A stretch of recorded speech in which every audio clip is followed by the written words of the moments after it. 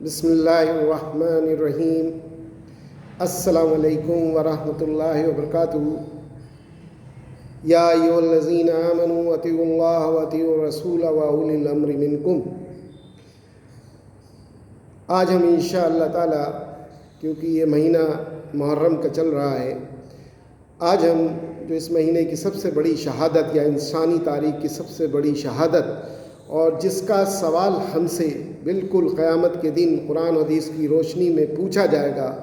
اس واقعے میں جو سب سے اہم معاملہ ہے کہ حسین رضی اللہ عنہ کو جس طریقے سے شہید کیا گیا، یا ان کے گھر والوں کو، یا یوں کہہ لیں اہل بیت کے اکثر لوگوں کو شہید کر دیا گیا، اس کے بارے میں بیان کریں گے انشاءاللہ تعالی۔ سوال بہت ہوتے ہیں کہ حسین رضی اللہ عنہ کو جب شہید کر دیا گیا تو ان کو دفنایا کیسے گیا، ان کا سر مبارک کے بارے میں،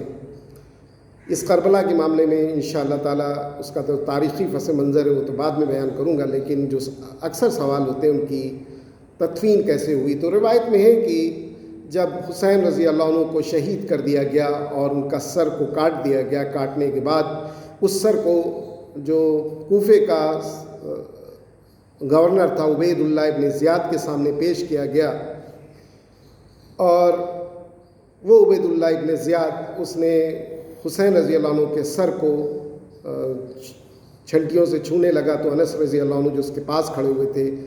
آپ نے فرمایا کہ تو یہ کیا کر رہا ہے۔ ان کی سب سے زیادہ شہادت حسین رضی اللہ عنہ حضور صلی اللہ علیہ وسلم سے ملتی تھی۔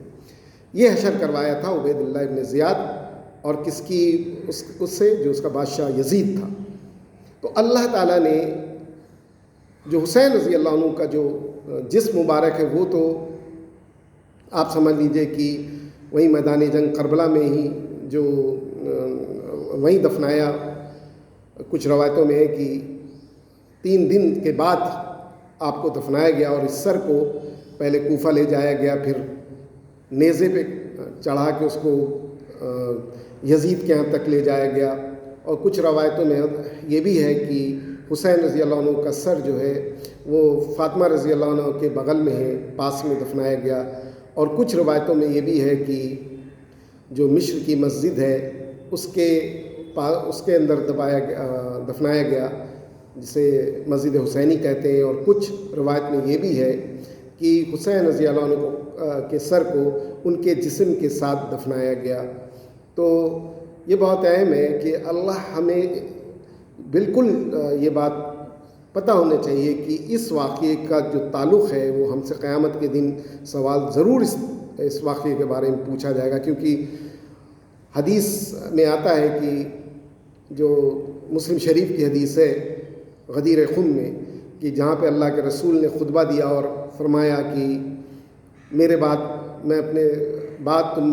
تمہارے بیچ میں 2 چیزیں چھوڑ کے جا رہا ہوں، پہلی چیز قرآن ہے اور دوسری چیز میرے اہل بیت ہے، اور میرے اہل بیت کا معاملے میں میں تمہیں اللہ سے ڈراتا ہوں، یہ 3 بار کہا۔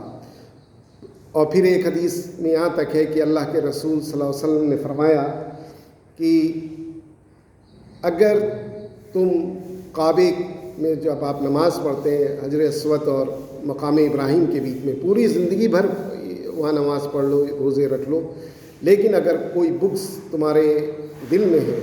اہل بیت کے خلاف، تو اللہ تمہیں ضرور اس عذاب دے گا۔ تو یہ ایک ایسا سوال ہے اگر اہل بیت سے محبت کا کہ جس کے بارے میں آپ سے قیامت کے دن پوچھا جائے گا کہ میرے اہل بیت کے ساتھ ان کے ساتھ تم لوگوں نے کیا سلوک کیا۔ تو ہمیں چاہیے کہ ہم اہل بیت کی محبت میں ان کے پیغام کو جو انہوں نے